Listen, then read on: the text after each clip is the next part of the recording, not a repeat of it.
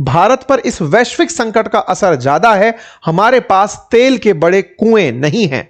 आज के समय में पेट्रोल, गैस और डीजल का इस्तेमाल हमें कम करना होगा। पहले जब युद्ध होता था आप लोग सोना दान में देते थे।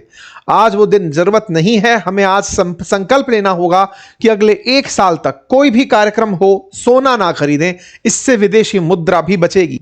प्रधानमंत्री का यह पब्लिक अनाउंसमेंट था। प्रधानमंत्री के अनाउंसमेंट में जो मेजर बातें थी वो यही कि हमें विदेशी मुद्रा बचाने के प्रयास करने होंगे, क्योंकि जब हम सोना खरीदते हैं तो हमारा खरीदना जो है वो विश्व में डॉलर के रूप में जाता है। आप सोने को डॉलर से खरीदते हैं तो डॉलर हमारे विदेशी मुद्रा भंडार से बाहर जाता है और उससे फॉरेक्स रिजर्व घटता है। प्रधानमंत्री के द्वारा इस बात को पब्लिकली रखा गया कि हर पार्टी, हर व्यक्ति, हर देश के नागरिक की यह फिलहाल जिम्मेदारी है कि वो अपने आप की इस जिम्मेदारी के लिए कमिटेड रहे। प्रधानमंत्री की तमाम बातों में कुल मिलाकर इस ग्लोबल क्राइसिस का असर अब भारत पर आ चुका है। यह अनाउंसमेंट था प्रधानमंत्री के। इन अनाउंसमेंट्स को अगर एक पॉइंट में समझा जाए तो यही कि अगर भारत तेल खरीदता रहा, सोना खरीदता रहा तो विदेशी मुद्रा भंडार कम होता चला जाएगा। इससे बचने के लिए हमें तेल की खपत को कंट्रोल करना पड़ेगा, सोने को खरीदना कम करना पड़ेगा, विदेशी यात्राएं रोकनी पड़ेंगी, क्योंकि व्यक्ति जब विदेश यात्राओं पर जाता है तो देश से धन बाहर ले जाता है। ठीक ऐसे ही अगर हम सोना खरीदते हैं तो अपना डॉलर बाहर भेज देते हैं। अगर हम तेल खरीदते हैं तो उसका पेमेंट भी हम डॉलर में करते हैं। कुल मिलाकर के डॉलर देश से बाहर चला जाता है और इससे देश की अर्थव्यवस्था को असर पड़ता है।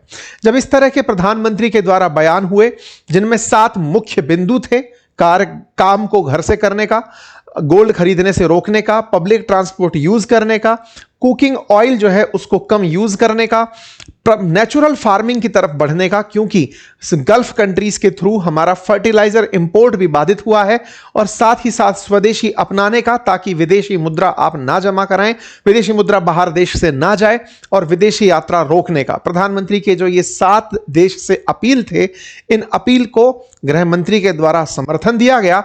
वहीं विदेश के अंदर भी इस बात को कवर किया गया कि देश प्रधानमंत्री के द्वारा भारत की जनता को आह्वान दे दिया गया है। प्रधानमंत्री के इस आह्वान पर राहुल गांधी जी के द्वारा टिप्पणी आई और उन्होंने कहा कि मोदी जी कल जनता से त्याग मांगे, सोना मत खरीदो, ये मत खरीदो, ये उपदेश नहीं, नाकामी के सबूत हैं। 12 साल में देश को इस मुकाम पर ला दिया है कि जनता को बताना पड़ रहा है कि क्या खरीदें क्या ना खरीदें। देश चलाना अब कॉम्प्रोमाइज्ड पीएम के बस की बात नहीं है। राहुल गांधी जी का जो ये बयान था, इसके बाद बचाव में सोशल मीडिया की तरफ से अमित मालवीय जी उतरे और उन्होंने नेहरू जी की वही बातें पुरानी निकाल करके दे दी, जब उन्होंने कहा था कि जब युद्ध होता है तो उसका असर भारत पर महंगाई के रूप में पड़ता है। नेहरू जी का पुराना बयान वायरल होने लगा। चिदंबरम जी की 2013 में कही हुई टिप्पणी वायरल होने लगी, जब उन्होंने सोना खरीदने से देशवासियों को रोका था। ऐसे ही मनमोहन सिंह जी का बयान वायरल होने लगा कि पैसा पेड़ पर नहीं उगता है। यानी कि कांग्रेस के सत्ता के समय भी इस तरह के जब वैश्विक हालात बने थे, तब सरकारों के द्वारा जनता से ऐसी अपीलें की गई थी, वो सारे वीडियोस तैरने लगे। लाल बहादुर शास्त्री जी का नाम भी निकल कर आने लगा, जब उन्होंने जय जवान जय किसान का नारा दिया था और स्वैच्छिक उपवास की लोगों से रिक्वेस्ट की थी। कुल मिलाकर के अब दुनिया में चल रहे जो युद्ध हैं, उनका असर भारत पर आ रहा है। क्या चल रहा है आपसे छुपा हुआ नहीं है। अमेरिका और इजराइल का अब यह युद्ध, अमेरिका और ईरान का यह जो युद्ध है, अब आपके घर तक आ पहुंचा है।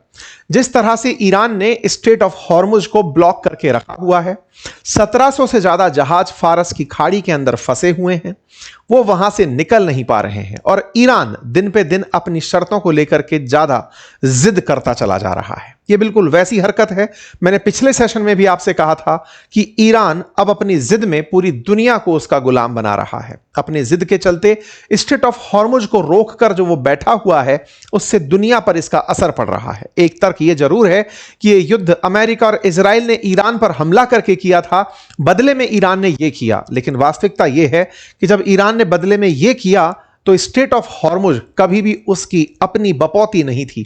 उसने पूरी दुनिया के रास्ते को ब्लॉक कर दिया है। आज पूरी दुनिया उसकी वजह से तमाम प्रकार के स्ट्रगल से गुजर रही है। ऐसे में एक कायराना हरकत करना, जिसमें किसी व्यक्ति को, किसी एसेट को, किसी ऐसी चीज को जिसका युद्ध से कोई वास्ता नहीं है, उसे अपने पास में एक कब्जे की चीज बना करके उसका इस्तेमाल करना, यह बिल्कुल आतंकी तरह की हरकत कंसीडर की जा सकती है। आज जो ईरान कर रहा है यह किसी भी एंगल पर अब दुनिया में एप्रिशिएट नहीं हो रहा है, क्योंकि अल्टीमेटली दुनिया के देश अब इससे प्रभावित होने लगे हैं। ट्रंप ने और इजराइल ने, यानी अमेरिका और इजराइल ने जो किया वो उनके द्वारा किया गया एक रिएक्शन था, क्योंकि लगातार लंबे समय से Iran death to America, death to Israel कहता आ रहा था। ऐसे में अमेरिका और इजराइल ने मिलकर के ईरान के अंदर उस सत्ता को जो अक्सर अमेरिका के खिलाफ बयानबाजी किया करती थी उसे खत्म कर दिया। लेकिन उसके बदले में जो ईरान ने किया वो पूरी दुनिया को बंधक बनाने का कार्य था, गल्फ कंट्रीज को निशाना बनाने का कार्य था।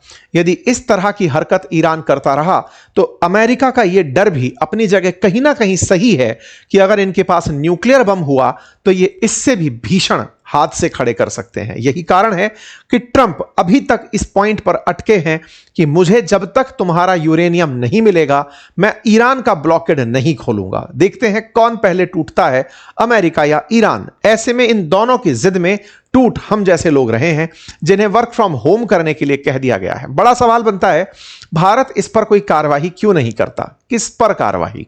स्टेट ऑफ हॉर्मुज के नाम पर भारत की कार्रवाई एक तरफा कार्रवाई नहीं हो सकती। जब अमेरिकी फोर्सेस मिलकर के भी, यूरोपियन फोर्सेस मिलकर के भी उस रास्ते को खुलवाने के लिए सहमति नहीं बना पा रही हैं, हर देश अपना अपना हित तलाश रहा है। आवश्यकता है कि यूनाइटेड नेशन इसमें इंटरफेयर करे। United nation security council state of Hormuz को फ्री एंड फ्लोइंग रखे।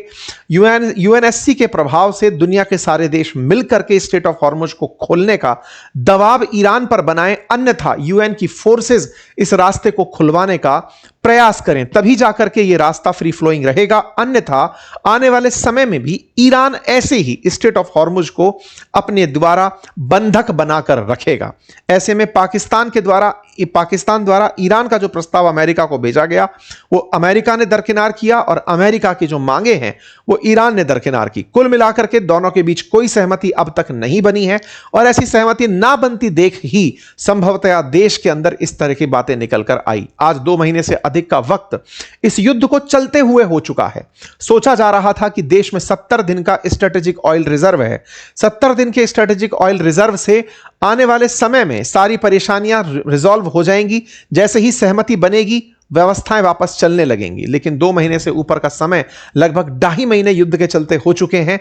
ऐसे में अब सारी की सारी चीजें अपने अंतिम पड़ाव तक पहुंचने लगी हैं।